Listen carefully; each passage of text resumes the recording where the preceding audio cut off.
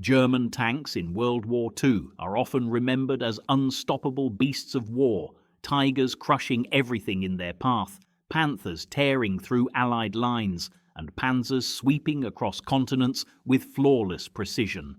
For decades, films, documentaries, books, and video games have repeated the same idea.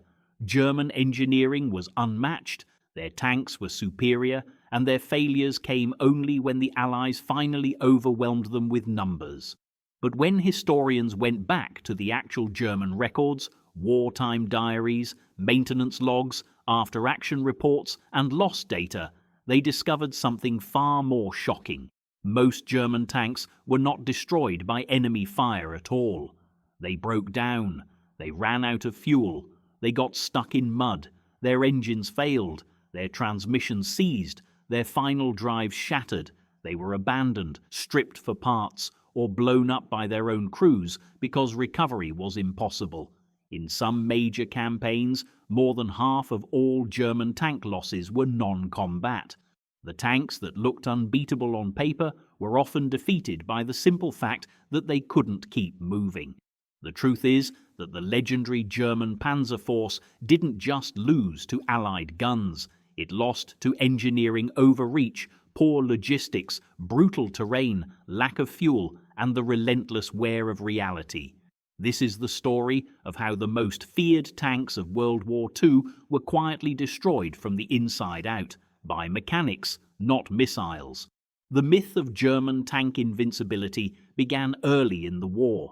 In 1939 and 1940, the world watched German panzer divisions tear through Poland and France with incredible speed and coordination. To outside observers, this looked like technological superiority, but the tanks that conquered Europe were not superweapons. Many were lightly armoured Panzer IIs and IIIs that were actually weaker than many enemy tanks. What made them effective was how they were used.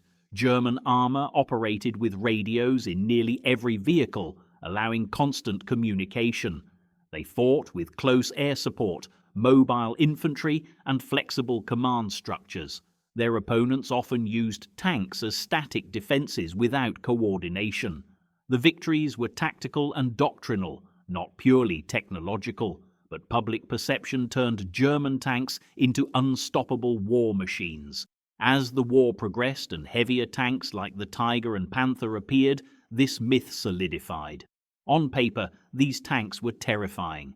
In isolated battles, they could destroy enemy tanks at long range. But the myth only looked at battlefield performance. It ignored the constant breakdowns, the crippling maintenance requirements, and the logistical burden. It only showed what happened when the tank was fighting. It never showed what it took to get the tank there, or how often it failed along the way. When Germany invaded the Soviet Union in June 1941, it launched the largest land offensive in history. German armoured spearheads advanced hundreds of miles in weeks, encircling Soviet forces and capturing vast territory. The early phase of Barbarossa seemed to prove German tank superiority again, but beneath the surface, the German armoured force was already collapsing mechanically. The Eastern Front was nothing like Western Europe. The distances were staggering. Supply lines stretched hundreds of miles over primitive roads. Fine dust clogged engines and air filters. Long marches without maintenance destroyed suspensions and transmissions. Every mile forward took the tanks further from their repair units and spare parts. German mechanics performed miracles, cannibalizing wrecks to keep others running, but the scale of the front made proper maintenance nearly impossible. By late summer, many units had fewer than half their tanks operational, even before winter. The German High Command expected quick victory, but when the Soviets kept resisting, the entire logistical and mechanical system began to fall apart. Barbarossa looked like a triumph, but in reality, it pushed the Panzer force beyond its limits. It was the moment where engineering ambition met geographical reality, and reality already had the upper hand. The environment became one of Germany's deadliest enemies. In autumn, the Rasputitsa, the infamous mud season, turned roads into rivers of sludge. Tanks sank, bogged down, and tore their tracks apart, trying to escape. Engines overheated from constant strain. Fuel consumption soared, and then winter came. Temperatures plunged below freezing. Oil thickened. Metal parts contracted and cracked. Engines refused to start. Final drives shattered under cold stress. German tanks were not designed for these conditions. They lacked proper lubricants and winter equipment. Soviet tanks like the T-34, with wide tracks and simple mechanisms, handled the terrain far better. German crews tried to adapt with improvised fixes, but without proper supplies, their efforts could not prevent mechanical collapse. In the winter of 1941-42, entire Panzer battalions were immobilized without Soviet fire. The environment alone was destroying the German armored force faster than combat. Nature had exposed the truth.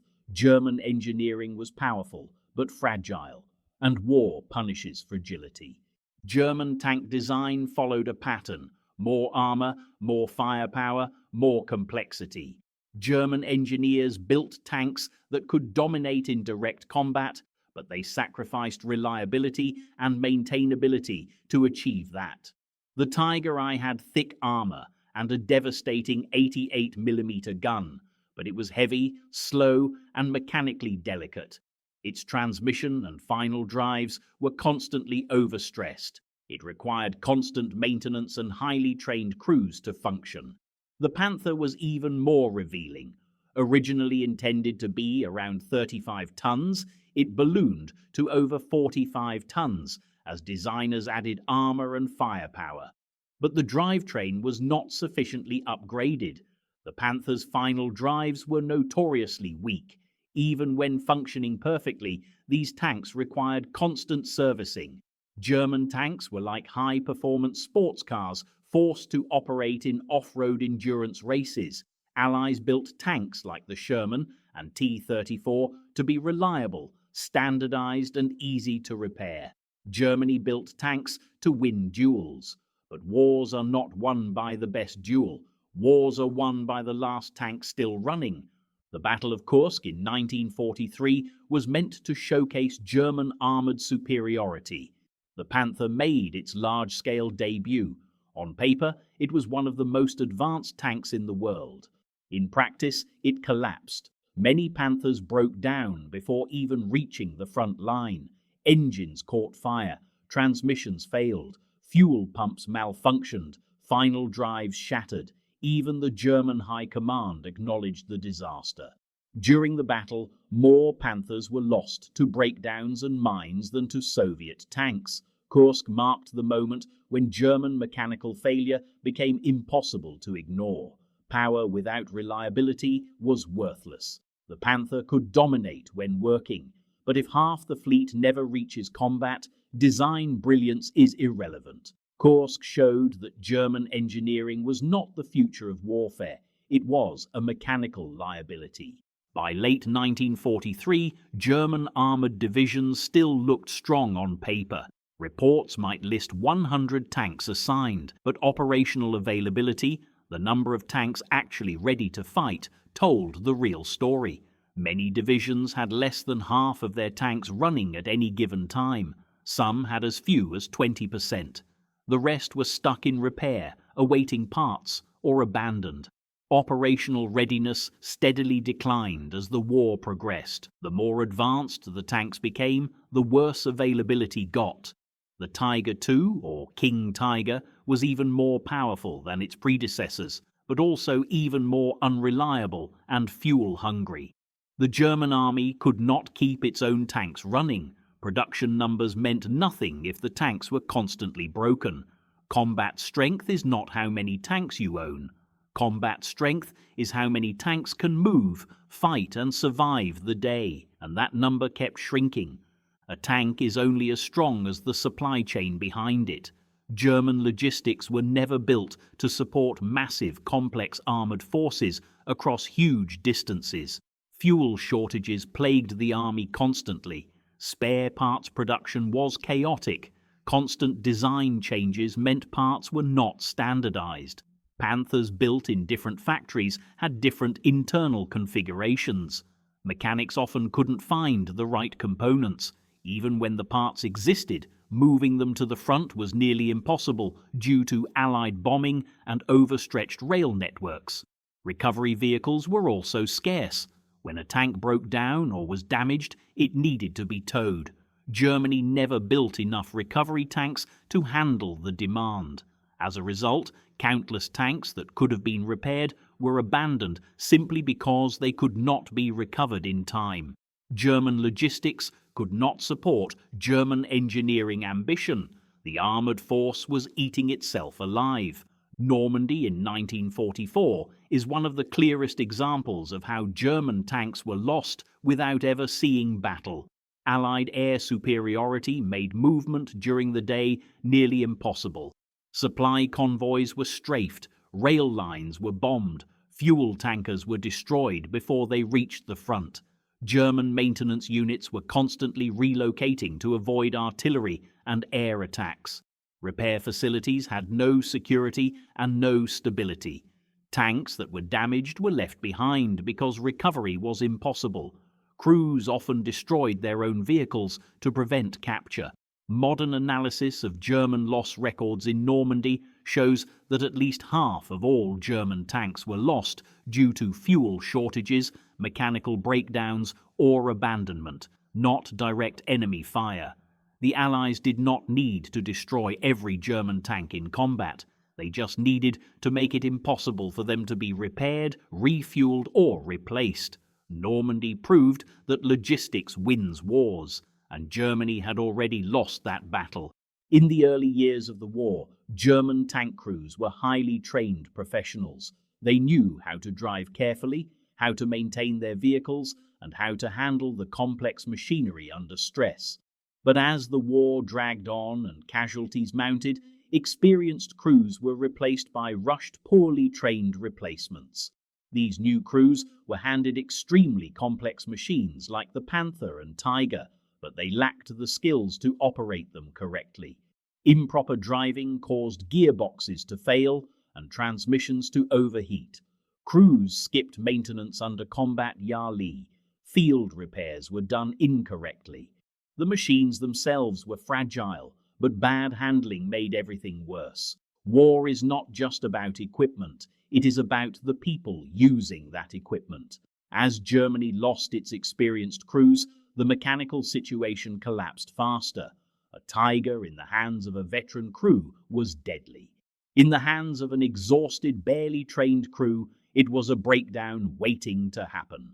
From the deserts of North Africa to the mud and snow of the Eastern Front, German tanks faced some of the most extreme conditions in military history. The heavier and more complex the tank, the worse it performed in difficult terrain. The Tiger struggled in soft ground because of its massive weight. The Panther's narrow tracks caused it to sink. Constant movement across rough terrain tore apart suspensions and road wheels. German tanks were not built with long-term durability in mind. The more they moved, the faster they died mechanically. Meanwhile, Allied and Soviet tanks were designed for rough conditions. The T-34 excelled in mud and snow. The Sherman was reliable and easy to repair in the field. The longer the war went on, the more the environment punished German armor. Tanks are not static fortresses. They are mobile machines. If the terrain stops them, they are useless. German tanks looked incredible on a firing range. But war is not a firing range. The terrain always wins. By 1944 and 1945, fuel shortages crippled the German armored force completely. Germany had lost access to vital oil fields. Allied bombing targeted synthetic fuel plants. Tank crews often trained in simulators made of wood because there was no fuel to drive real vehicles. In combat, Panzer divisions sat idle for days or weeks waiting for fuel deliveries that never arrived. Commanders had to choose which tanks to fuel and which to leave behind. Entire offensives failed before they began because units could not even reach the start line. Retreats became chaotic as fuel ran out mid-march. Crews abandoned fully functional tanks on the roadside and destroyed them. The Ardennes offensive was Germany's last major armoured operation. It relied entirely on capturing Allied fuel to continue. When that failed, the armoured force disintegrated. The final months of the war were filled with images of German tanks sitting helplessly in forests, fields and roadsides, not destroyed by enemy fire, but starved to death by logistics. The truth is simple, but devastating to the myth of the German war machine. German tanks were often tactically superior, but strategically unsustainable. They were powerful, but fragile, deadly, but unreliable, fearsome in battle, but frequently absent when needed most. The Germans built tanks to win one fight. The Allies and Soviets built tanks to win a war. A tank that is 10% better in combat means nothing if it is 50% less reliable in the field. The history of German tanks is not a story of battlefield defeat. It is a story of mechanical and logistical collapse. German tanks did not just lose to enemy fire. They lost to mud, cold, distance, poor design, lack of parts, lack of fuel, inexperienced crews, damaged infrastructure, and a logistical system that could not support the machines it built. In the end, most German tanks were not destroyed by the enemy. They were defeated by reality, and that is the greatest myth of World War II exposed.